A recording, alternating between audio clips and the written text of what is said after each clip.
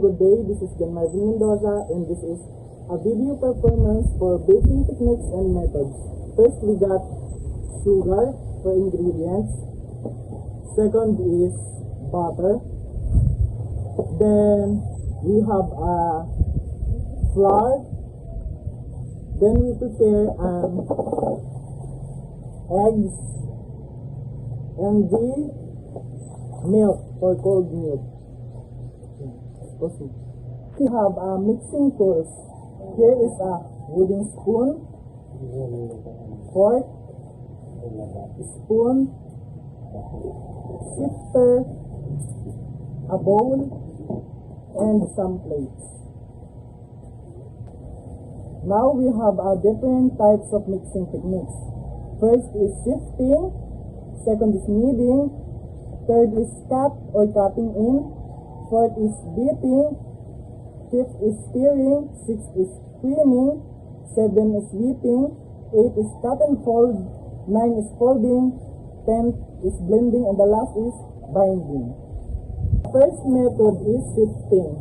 Now we have some flour and isi-sift natin dito sa plate. Flour.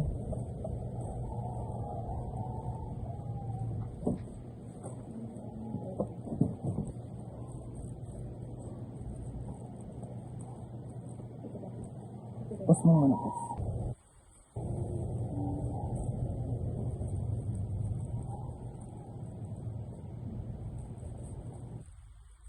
Kailangan natin mapaghiwalay yung flour sa mga buo-buo para maganda ang result.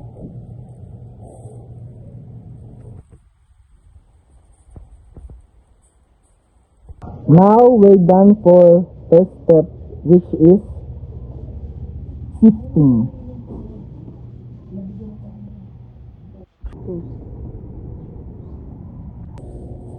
Next thing we do is kneading. We need a flour and a cup of water. So, para ako nagaling dito.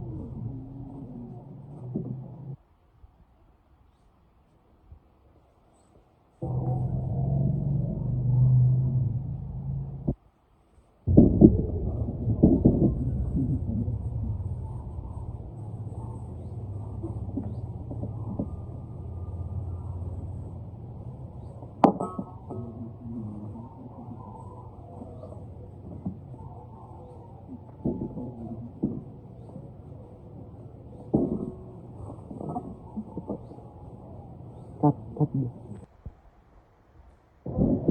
Wait, cut.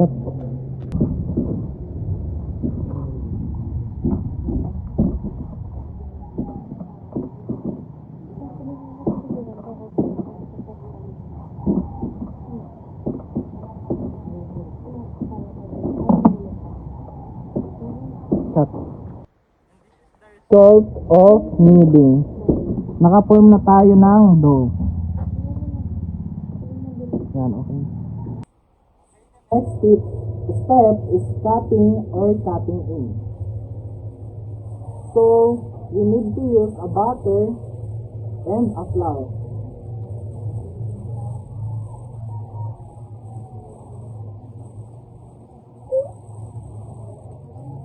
Focus dito po.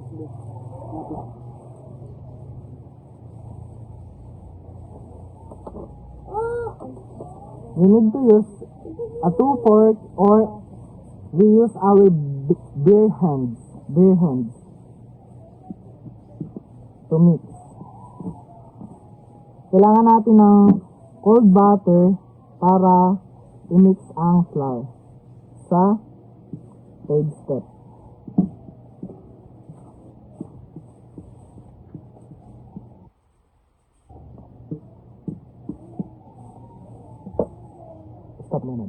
After using 2 forks, kailangan naman natin gumamit ng bare hands to mix it. In or cutting in. Pwede tayong gumamit ng ating bare hands.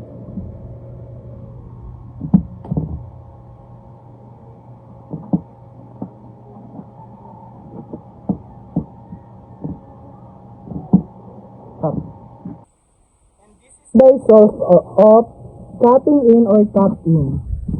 Done. Step is beating, which is you need to use an egg and a bowl. As an alternative, you need to use a fork if wala tayong wire whisk.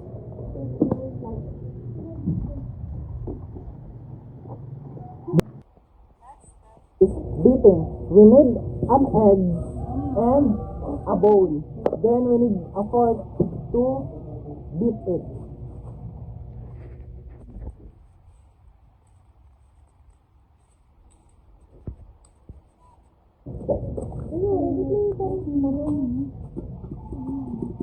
We stir it vigorously para mag-form siya ng ating binibit na eggs. Then, pag ganito na yung consistency niya, okay na to. The next step method is stirring. Ito yung pinaka-simple way na gawin. Kailangan lang natin ng eggs and ng flour. Then, i-stir natin siya using wooden spoon.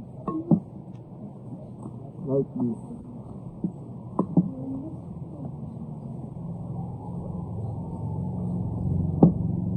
Step ka nyon.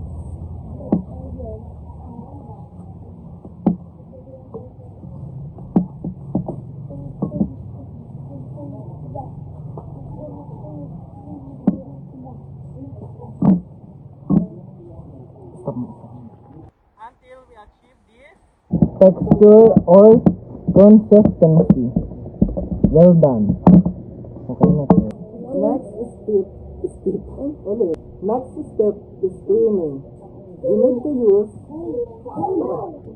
Now the next step is creaming. We need to use a sugar and then a butter or fat.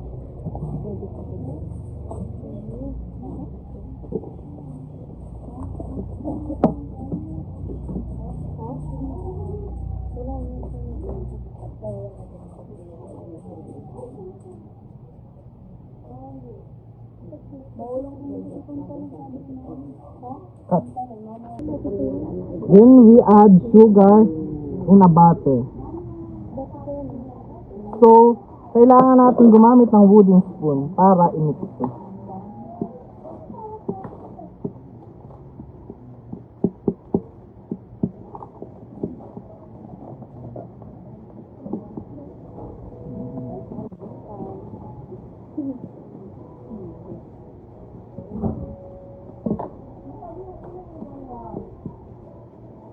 Yung ikat mo.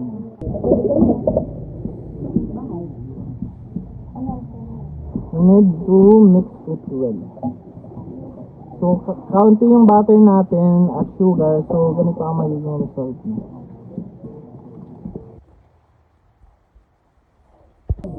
Next step we do is whipping. Kailangan natin ng egg sa separator para mapaghiwalay ito.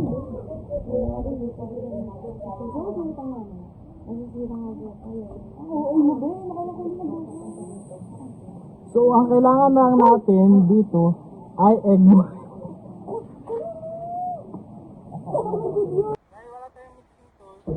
Gumamit na lang tayo ng alternative fork.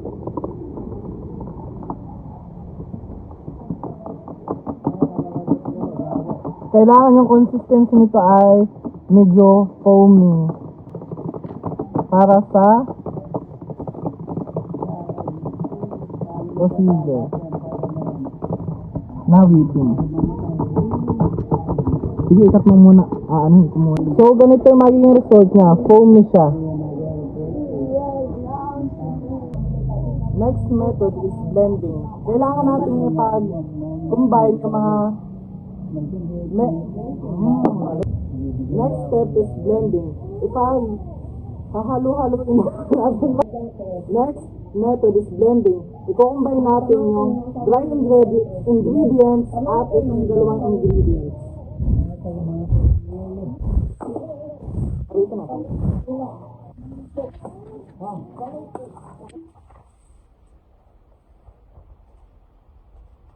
Legit.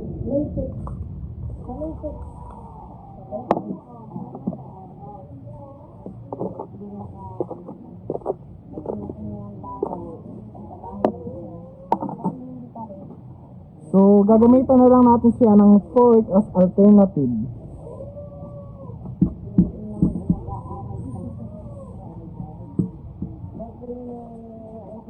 Cut mo ba? And this is the final result. And this is the final result.